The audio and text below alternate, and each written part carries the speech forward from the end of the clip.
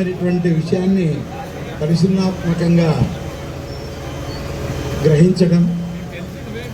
కళ్ళు చాలా చిన్నవిగా మనకు అనిపిస్తుంది, అంటే సూక్ష్మ దృష్టికి ప్రతీకగా వాటిని మనం గమనించవచ్చు.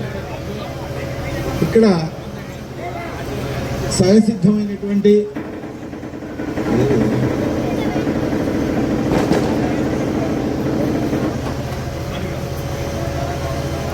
మనం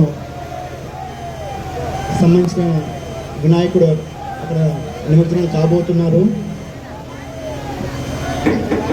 జై బోలో గణేష్ మహారాజ్ కి. సభ్యులైనటువంటి గంగాధర్, శివ నిర్దేశించిన కార్యకర్తలు మాత్రమే అక్కడ ఉండండి, మిగతా వాళ్ళు చేసేయండి. తదుపరి విగ్రహానికి సంబంధించినటువంటి వాళ్ళు వస్తారు.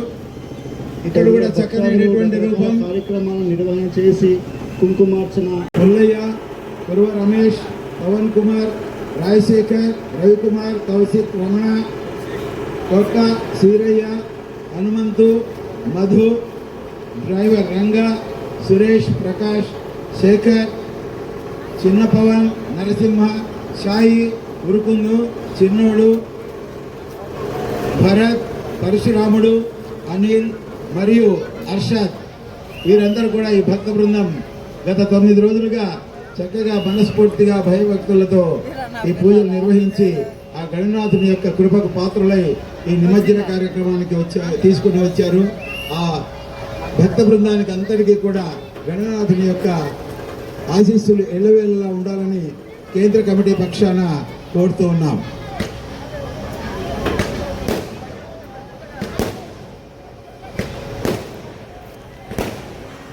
ఏనుగు యొక్క స్వరూపాన్ని అతి చిన్న పదాలతో ఒక కవి ఇలా స్పృశించాడు. హస్తి హస్తి హస్తి దివ్యా దైవీ సృష్టి, హస్తి హస్తి హస్తి దివ్యా దైవీ సృష్టి, కదలి సదృశీ శుండ స్తంభ సమాన పాదా, కదలి సదృశీ శుండ స్తంభ సమాన పాదా, శూర్పాకారో కర్ణౌ ధవళౌ దీర్ఘౌ దంతో, శూర్పాకారో కర్ణౌ ధవళౌ దీర్ఘౌ దంతో, హస్తి హస్తి హస్తి దివ్యా దైవీ సృష్టి. అంటే ఇక్కడ ఏంటంటే సృష్టిలోనే ఈ ఏనుగు యొక్క స్వరూపము చాలా విచిత్రమైనటువంటిదట. ఎందుకయ్యా అంటే కదలి సదృశేషుండ, దాని యొక్క తొండము అరటి స్తంభంలాగా ఉంటుందట. స్తంభ సమాన పాదాల, 4 పాదాలు కూడా స్థూలంగా ఉంటాయి, అంటే స్తంభాలలాగా స్థూల.